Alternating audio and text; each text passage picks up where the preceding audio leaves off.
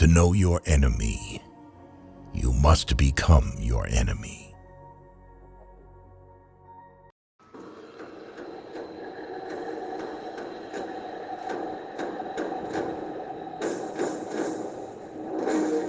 Hari ke-26 pertempuran antara Rusia dan Ukraina. Kali ini Rusia pada akhirnya menggunakan pusaka andalannya yang selama ini masih tersimpan dalam warangkanya.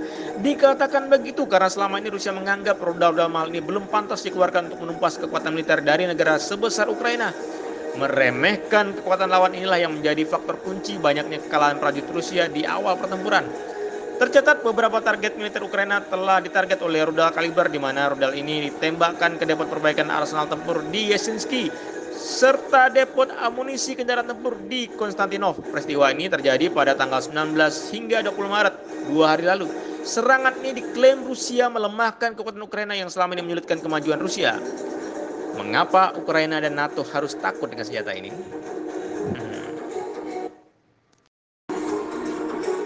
Jawabannya seperti juga sepupunya Kinzhal dan Bastion kaliber 3M54 juga menyebutnya sebagai 3M541 kaliber 3M14 Biryuza dengan nama NATO SSN-27 Sisler dan SSN-30A 91R1 dan 91R2 adalah keluarga rudal jelajah Rusia yang dikembangkan oleh Novator Design Bureau atau OKB-8.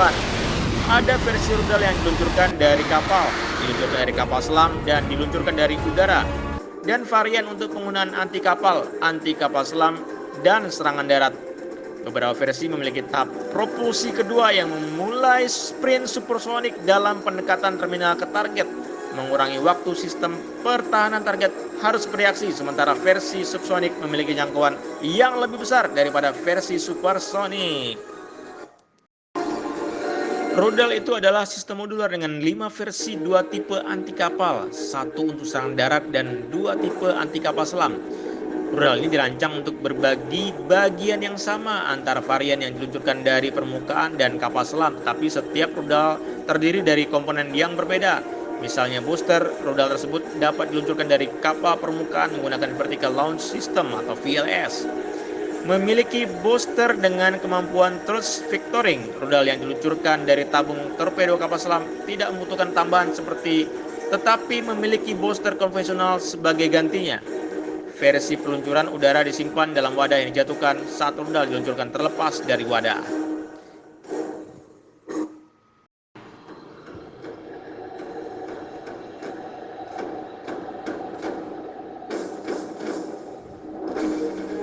Ada beberapa klaim tentang jangkauan maksimum versi serangan darat kaliber yang digunakan oleh Rusia.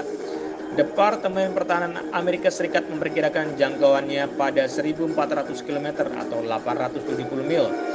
Menteri Pertahanan Rusia, Sergei Shoigu, menempatkan jangkauannya pada hampir 1.500 km atau 930 mil. Menyusul penembakan operasional pertamanya pada Oktober 2015, pernyataan Kementerian Pertahanan Rusia menyarankan jangkauan 2.000 km atau 1.200 mil.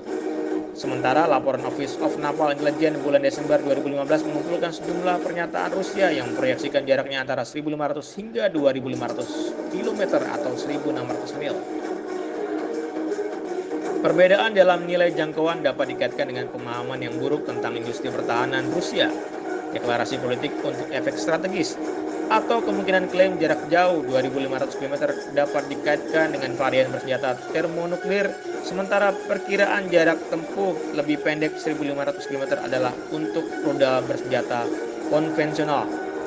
Varian domestik Rusia 3M54T atau 3M54K dan varian ekspor 3M54TE atau 3M54KE terbang dengan kecepatan subsonik sambil mencapai kecepatan supersonik 2,9 Mach saat mendekati target.